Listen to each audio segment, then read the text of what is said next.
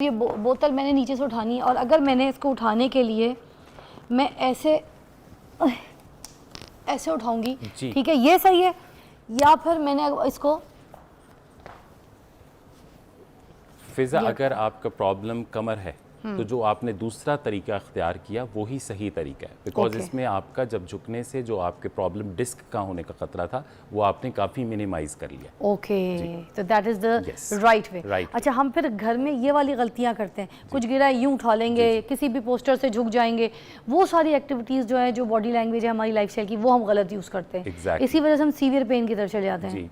Welcome back, आप देख रहे हैं मॉर्निंग विद फिज़ा। और नाज़रीन, जैसे कि मैंने अपने मोनोलॉग में भी बताया था कि 12 अक्टूबर मतलब सैटरडे को वर्ल्ड आर्थराइटिस डे मनाया जाता है, जिसमें अवेयरनेस फैलाई जाती है, लोगों को बताया जाता है कि जोड़ों के दर्द के लिए किस तरीके से आप अपना इलाज करा सकते हैं, कैसे ट्रीटेबल है, कैसे इस पेन से आप रिलीफ हासिल कर सकते हैं।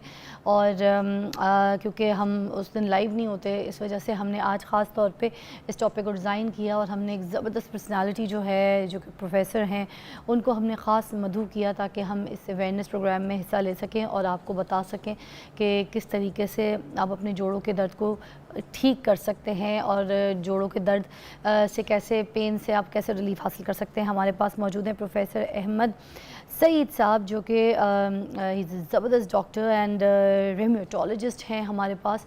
और मैं सबसे पहले इनसे बल्कि पूछना चाहूँगी, अस्सलाम वालेकुम, कैसी तबीयत है जी सर आपकी? आप कैसी हैं Fiza, and thank you for having me. Thank you. अच्छा, ये रेम्यूटोलॉजिस्ट और ये ऑर्थोपेडिक डॉक्टर्स जो होते हैं, उसमें क्या फ़र्क होता है, ये ज़रा प्लीज़ पहले बयान कर देगा, आगे चलते हैं।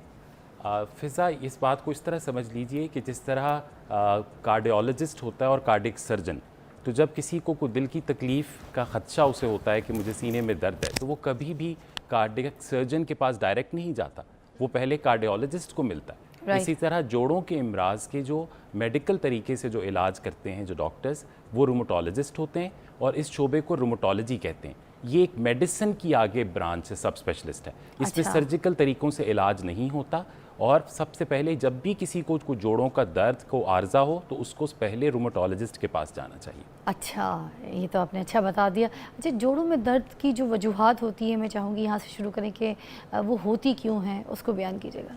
फिज़ा, जब हम इनको कैटेगराइज करें, अगर हम जोड़ों के अमराज को, तो हम इस तरह बता सकते हैं आपको कि सबसे कॉमन जो चीज़ है जो आप देखेंगे, घुटनों का जैसे दर्द है और कमर का दर्द है, जो बढ़ती उम्र के साथ है, 50 एंड अबव लोगों को हो रहा है और चलने पे ज़्यादा है, सीढ़ी चढ़ना मुश्किल है, नीचे ज़मीन से उठना बैठना मुश्किल है, जो इस तरह की प्रॉब्लम्स हैं वो तो डीजेनरेशन की वजह से हैं। जो कि हमारे जोड़ों के अंदर, जोड़ हमारा आप इस तरह समझ लीजिए हड्डी है और हड्डियों के दो एंड्स के ऊपर जोड़ हैं। जिस तरह अगर ये मेरी एक आपको नज़र आ रहा है कि ये जॉइंट है और ये बोन है, ठीक है, तो इसी तरह बोन और जॉइंट का जो जॉइंट है वो बोन के एंड्स पे है।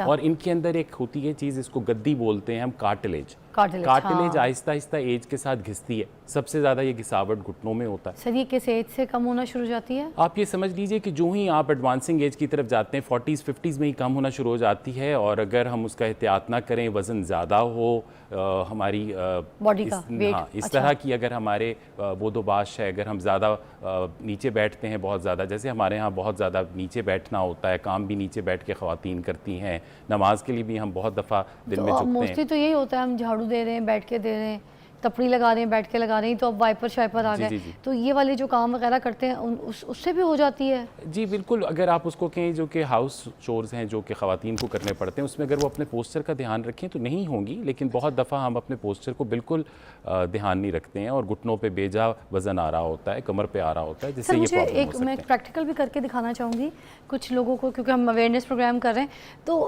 आई थिंक ये आप सही बयान भी करेंगे कि अगर हमने कोई चीज़ नीचे से उठानी है, सपोज़, ठीक है, अब ये बोतल मैंने नीचे से उठानी है और अगर मैंने इसको उठाने के लिए मैं ऐसे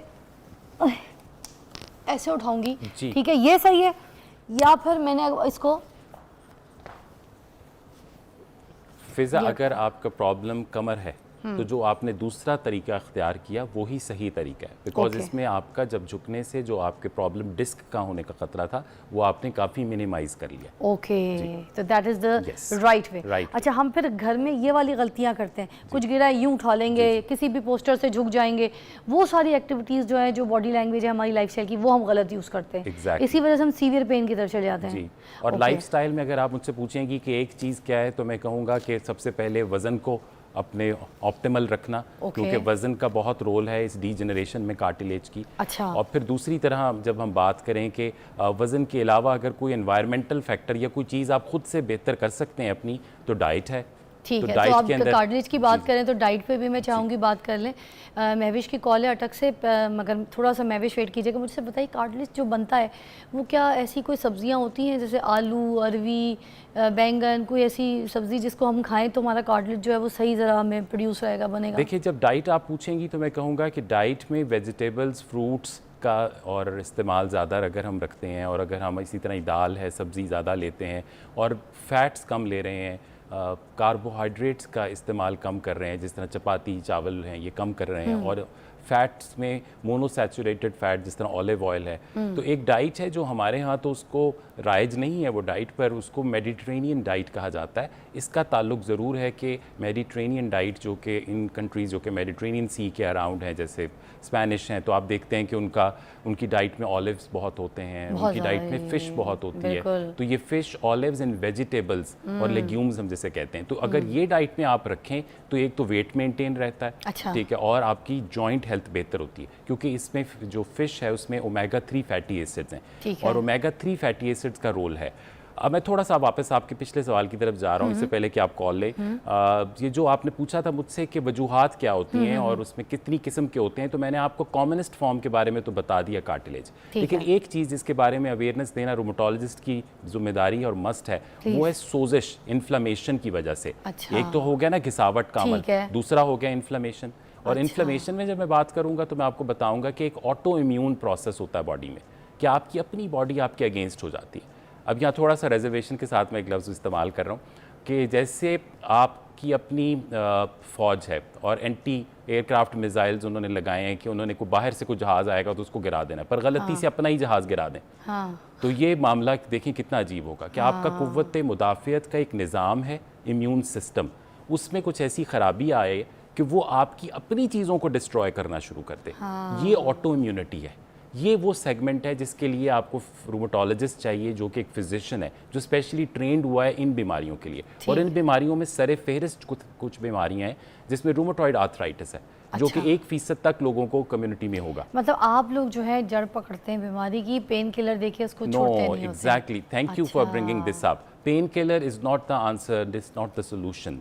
ये जो बीमारियां जिनकी मैं बात कर रहा हूँ, रूमेटॉइड आर्थराइटिस है, जैसे एनकाइलोजिंग स्पॉन्डिलाइटिस है, ल्यूपस है, जो कि मल्टी सिस्टम बीमारी है, ये कभी सिर्फ जोड़ों में नहीं रहती। शोल्डर भी फ्रीज हो जाता है, उसकी वजह से पूरी बॉडी आपकी रह जाती है, ख़त्म हो जाती है, क्योंकि वो पूरी बॉडी को लॉक कर देता है।